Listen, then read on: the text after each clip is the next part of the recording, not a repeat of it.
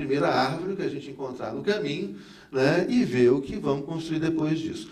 Não gosto dessa ideia, não. Prefiro a segunda ideia. Prefiro aquela frase, né, Shakespeare, tudo que é sólido desmancha no ar. Né? Ou aquela ideia dos deuses gregos, né, que dependiam dos crentes, né, como os deuses necessitam, né, tão poderosos, né, o deus do mar, causava maremoto, raios, etc. Deus do amor, Deus dos deuses, né, Zeus, Júpiter, Netuno. Eu citei os nomes romanos, os nomes gregos. Esses deuses todos, qual é o grande temor desses deuses? É de que as pessoas deixassem de acreditar neles. Aí esse seu enorme poder ia desaparecer. Eu acho que essa segunda imagem dessas infiltrações passa muito por aí. Cada vez mais as pessoas vão percebendo, não, é insustentável, né, o que nós chamamos de modernidade, essa modernidade com todo o seu aparato de violência e desigualdade brutal. Hoje, nos reporta a Carta Capital aqui publicou isso, mas pela imprensa global isso foi publicado também. Tem um site interessante, tem jornais do mundo inteiro que chama Index, com caixis no final.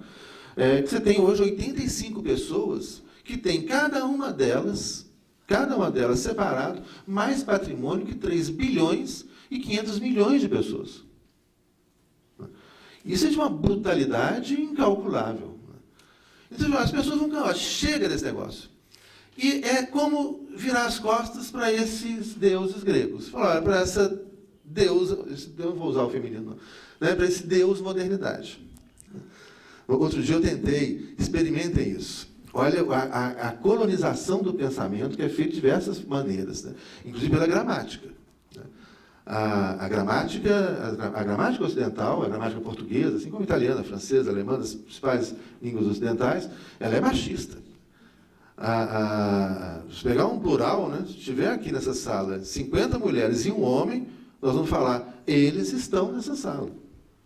E não vai me dizer que isso passa despercebido da cabeça de uma criança que está começando a aprender a gramática. É óbvio que não. É óbvio que não passa despercebido. O recado está muito bem claro, né, ali, muito bem dado. A mulher vale menos do que o homem. Outro dia eu tentei dar uma aula no feminino.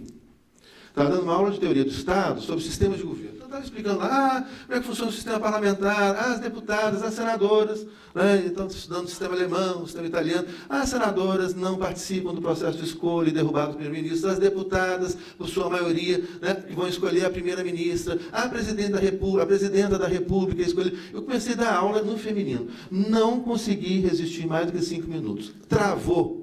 Experimentem falar no feminino. Ou vocês vão passar para o masculino sem perceber, ou não vem à cabeça o que vocês querem falar. Interessantíssimo isso. Né? Não dá para falar no feminino. Não dá para filosofar no feminino. Então, essas ideias, eu vou citar aqui um caso muito interessante para passar por essa parte 3, para a gente já chegar na parte 4, que é, essencialmente, os pontos de ruptura do novo constitucionalismo. Mas eu queria trabalhar essa ideia de infiltração dando um exemplo aqui. Tem um livro que traz vários textos sobre as revoluções do século XIX, do século XX, né, os movimentos de resistência e assimilações, etc.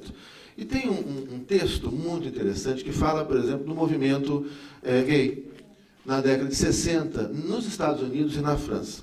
Nos Estados Unidos, o chamado Gay Liberation Front, que vai propor a construção de uma outra sociedade e de uma outra economia, onde haja espaço para todos e cada um, independentemente de sua raça, origem étnica, origem econômica, opção sexual, etc.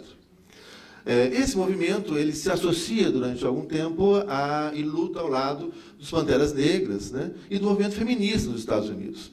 Mas luta essa que dura muito pouco tempo, por causa do estranhamento, olha só o nós versus eles, e como quem é eles no momento vira nós no outro momento, do estranhamento causado, por exemplo, de muitos ativistas dos Panteras Negras ou do movimento feminista em lutar ao lado dos gays norte-americanos. Numa passeata. Falar, não quero ficar ao seu lado, não, meu amigo.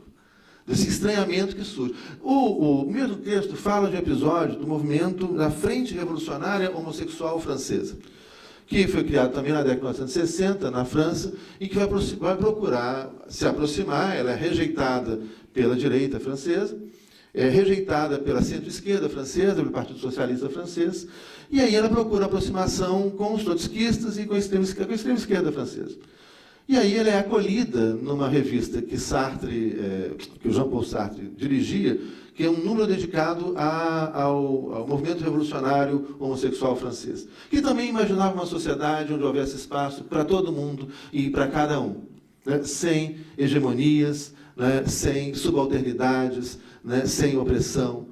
E aí, então, no primeiro momento, enquanto estava ali com Sartre, né, com a elite do pensamento da extrema-esquerda francesa, etc., tudo correu às maravilhas, até o dia que vão os operários franceses. Operários franceses esses, né, que, embora se dissessem comunistas, lutando contra a opressão do capital, contra o trabalho, também oprimiam suas mulheres em casa, com um machismo, né, de uma cultura bastante machista. É interessante isso, né? Como é que você reproduz. E, na verdade, você não sai do círculo vicioso da modernidade. Você reproduz isso. Eu sou contra a opressão do capital, mas quando vou para casa, oprimo a minha mulher. E aí você imagina esse trabalhador em greve lá, marchando ao lado da frente homossexual revolucionária francesa. Não deu certo. E o Jacques Duclos, que foi presidente do Partido Comunista Francês, foi candidato à presidência da França na década de 1960, faz um discurso que é um discurso horroroso, mas é um discurso assustador vindo do presidente do Partido Comunista da França. Ele faz um discurso onde ele vai dizer, olha, os operários franceses são sãos, os comunistas franceses são sãos, fora daqui, e expulsa o movimento à frente revolucionária homossexual francesa. Olha que coisa, é uma reprodução, em uma outra escala, num outro campo, da mesma lógica binária de subalternidade. Né?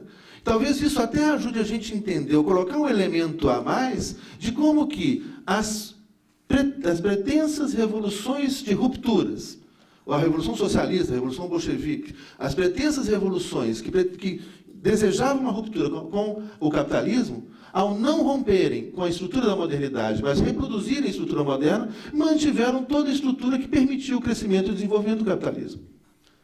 Isso é uma tese para a gente refletir. Mas, ao não romper com essas lógicas, com esses eixos que eu mostrei aqui, né, eles caem de novo, mas agora a partir de uma outra lógica. O nós é um outro que virou nós. E você continua tendo eles. Mas é um outro eles. E o outro nós. E é tudo de novo. Continua a lógica binária subalterna. Armadilha. E daí, o que vem depois é a fragmentação. Aí cada um começa a lutar pelo seu grupo de direitos, essa fragmentação de direitos humanos, que é muito ruim, e a perda de uma perspectiva de construir algo novo, onde caiba todo mundo e cada um. Né? E é disso que, então, a gente vai para a parte 4, que a gente fala quando falamos do novo constitucionalismo latino-americano. É de uma ruptura, aí é de uma pretensão, de uma ruptura com a modernidade, de uma ruptura com esses elementos que marcam a modernidade. O falso universalismo, uma lógica hegemônica, binária, subalterna, o individualismo, a natureza enquanto recurso, um direito uniformizador e essa lógica binária, ou pensamento binário. Na modernidade não é simplesmente um pensamento binário, mas é a ruptura com o pensamento binário, né? E, obviamente, com o pensamento binário subalterno, da subalternização do outro. Você quer entender mais sobre os fundamentos de uma nova teoria do Estado e da Constituição? Então não sai daí, nós voltamos já já com a palestra do professor José Luiz Quadros de Magalhães.